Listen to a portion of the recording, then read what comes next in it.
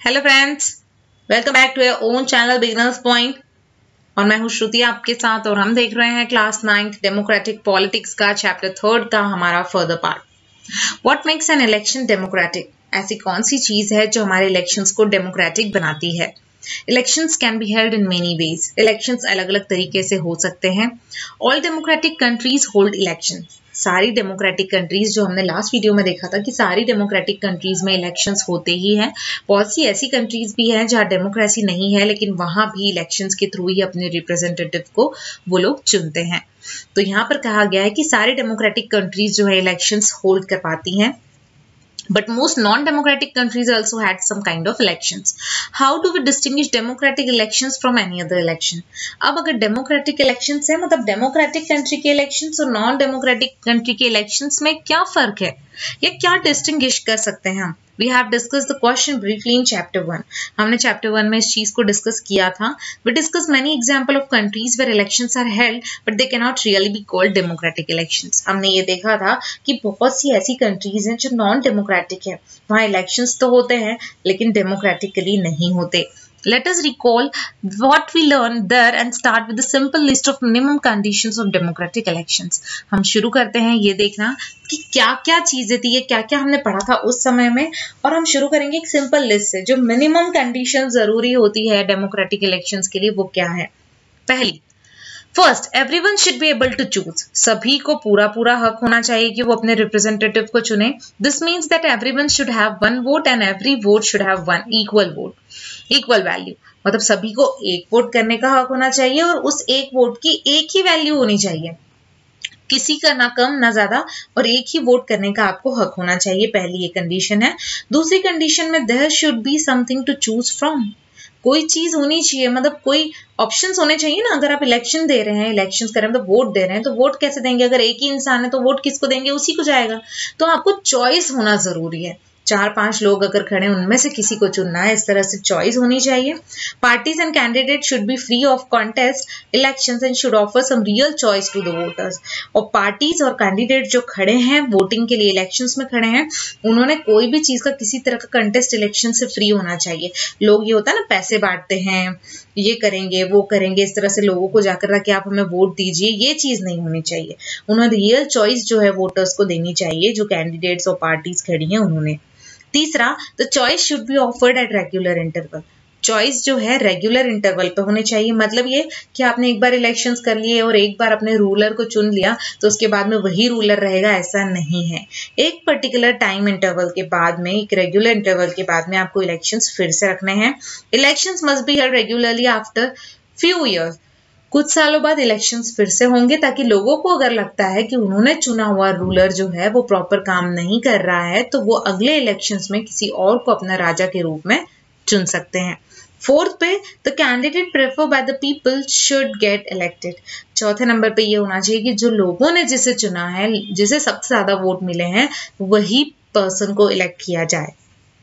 Fifth पे, election should be conducted in a free and fair manner. Elections बिल्कुल free और fair, मतलब सच्चे ढंग से होना चाहिए. Where people can choose as they really wish. जिसे पीपल्स जो हैं वो जिसे चाहते हैं उसे चुन सकें. मतलब कभी कभी ये होता है कि फोर्सफुली लोगों को कहा जाता है कि इन्हें ही वोट करना है इलेक्शंस में, इस तरह से. तो ये चीज नहीं होनी चाहिए. फोर्सनेस नहीं होगा, फेयर इलेक्शंस होने चाहिए. ये चीजें बहुत जरूरी है अगर आपको डेमोक्रेटिक इलेक्शंस करने हैं तो. This might look like very simple and easy conditions, और ये चीजें जो हैं ये बहुत ही easy या simple लग रही हैं हमको ये conditions जो हैं, but there are many countries where they are not fulfilled, where there is not these are not fulfilled. पर अभी बहुत सी कंट्रीज ऐसी है जहां पर ये जो 5 कंडीशंस हैं ये फुलफिल नहीं होती. In this chapter we will apply this condition to the election held in our country to see if we can call this democratic elections. इस चैप्टर में हम ये एक एक कंडीशंस को अपनी कंट्री पर लगा कर देखेंगे और फिर हम देखेंगे कि क्या हमारी कंट्री में डेमोक्रेटिक इलेक्शंस होते हैं. तो यहाँ पर पहला हमारा है, is it good to have political competition. पहली चीज ये कि क्या ये अच्छा है कि पॉलिटिकल कंपटीशन होनी चाहिए. Elections are this all about political competition. Elections में क्या हो रहा है? पॉलिटिक्स में बहुत सारे लोग राजनीति में खड़े हैं और उनके बीच में हमें चुनाव करना है. तो ये पॉलिटिकल कंपटीशन, ये सारी चीजें ही इलेक्शन है. This competition takes various form, इस तरह की कॉम्पिटिशन डिफरेंट फॉर्म्स में होती है। The most obvious form of this competition among the political parties, और ये बहुत ही ऑब्वियस फॉर्म है जो कॉम्पिटिशन का है सारी पॉलिटिकल पार्टीज में होता है। At the constituency level, it takes the form of competition among several candidates. Constituency level पे अगर देखें तो ये एक तरह से competition का फॉर्म ले लेता है बहुत सारे कैंडिडेट्स के बीच में। If there is no competition, elections will become pointless.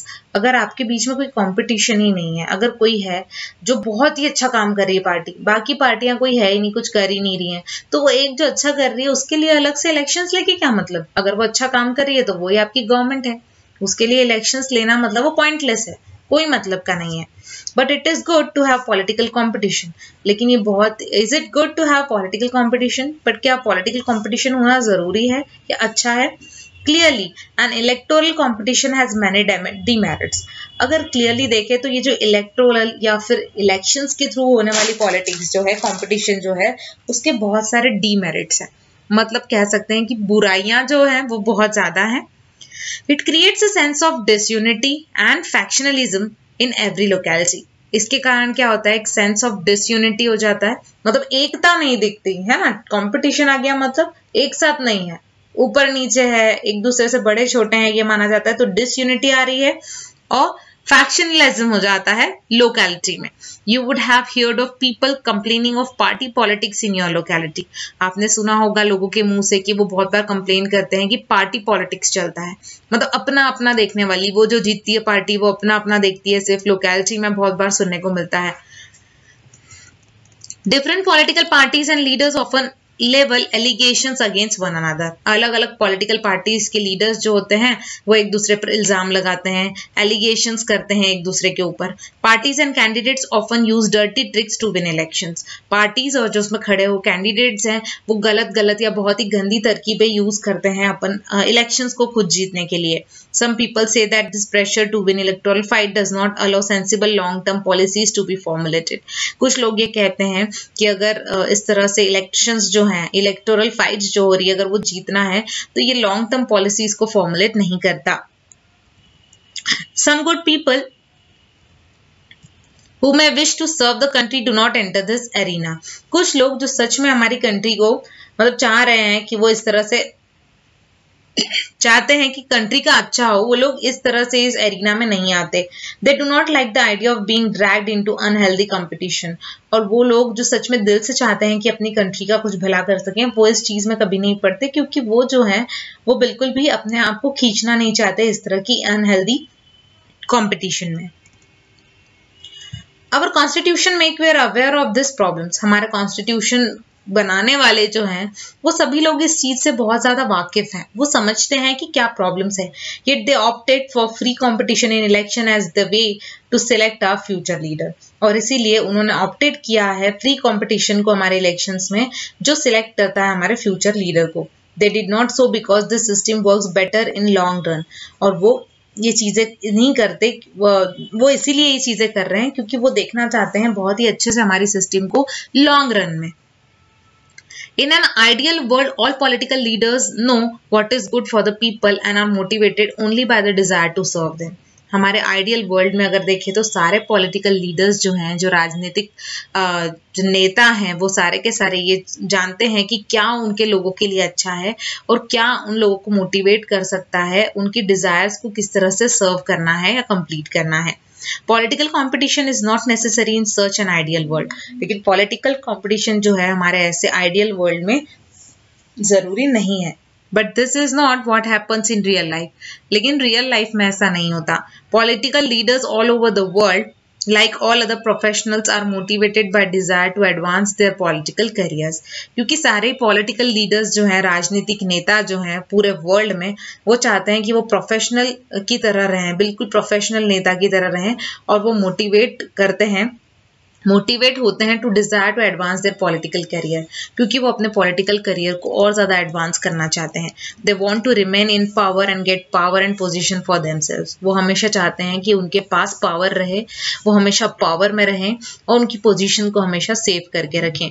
They must wish to serve the people as well, और वो ये भी सोचते हैं कि वो लोगों की भी कुछ भलाई कर देंगे, but it is risky to depend entirely on their sense of duty.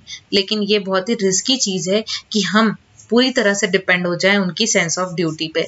Beside even when they wish to serve the people they may not know what is required to do so, और इसके अलावा भी वो जब चाहते हैं कि वो पीपल्स को सर्व करें, वो ये नहीं जानते कि क्या एग्जैक्टली लोगों को चाहिए, और देयर आइडियाज में not match what the people really want, और उनकी सोचना या उनका आइडिया बहुत बार बिल्कुल भी मैच नहीं करता जो लोगों की रिक्वायरमेंट है या डिमांड है उसे कंप्लीट करने के लिए।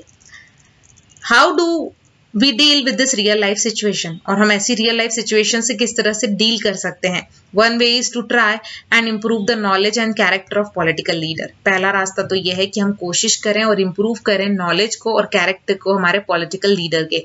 The other and more realistic way is to set up a system where political leaders are rewarded for serving the people and punish not to doing so. दूसरा ये कि हमने एक रियलिस्टिक वे की तरह जीना चाहिए, हमने एक ऐसे सिस्टम को सेटअप करना चाहिए जहां पर वो पॉलिटिकल लीडर जो सच में लोगों की भलाई चाह रहे हैं उन्हें हम रिवॉर्ड्स दें, और दूसरे जो लोग कुछ भी नहीं कर रहे, जो नेता जो कुछ भी नहीं कर रहे हैं पॉलिटिकल पार्टीज, उन्हें पनिश किया जाए, वो चीजें जो उन्होंने करनी थी वो नहीं की तो वो डिसाइड द रिवॉर्ड और पनिशमेंट। लेकिन ये रिवॉर्ड और पनिशमेंट को कौन डिसाइड करेगा? The simple answer is the people. उसका आंसर है पीपल्स। अगर पीपल्स को लगता है कि उन्होंने चुने हुए राजा ने बहुत अच्छा काम किया है तो वो उसे रिवॉर्ड दें, अगर उन्हें लगता है कि ये कोई भी काम नहीं कर रहा है तो उसे पनिश किया जाए। This is what electoral competition does, और यही तो इलेक्टोरल कॉम्पिटिशन करती है। Regular electoral competition provide incentive to political parties and leaders. जो रेगुलरली इलेक्टोरल कॉम्पिटिशन्स होती हैं उसमें इंसेंटिव्स मिलते हैं पॉलिटिकल पार्टीज को और लीडर्स को। They know that if they raise issues that people want to be raised, और वो जानते हैं कि अगर कोई इशू रेज होगा, कोई बात बढ़ेगी, तो पीपल्स जो है उसे और बढ़ाएंगे। Their popularity and chances of victory will increase on the next election. अगर कोई इश्यूज को सॉल्व करते हैं तो लोग खुश हो जाएंगे, जिसके कारण उनकी जो पॉसिबिलिटी है जीतने की, विक्ट्री की, जो जीत की उनकी पॉसिबिलिटी है वो बढ़ जाएगी नेक्स्ट इलेक्शन में। But if they fail to satisfy the voters, लेकिन अगर उन्होंने कुछ गलत काम किए या लोगों की डिमांड्स को पूरा नहीं किया, उनके दिल को नहीं जीत पाए with their work, उनके काम के साथ, तो they will not be able to win again। तो उसके बाद में वो फिर से जीतने के लायक नहीं रहेंगे या लोग उन्हें जीतने नहीं देंगे, ऐसा वो लोग जानते हैं।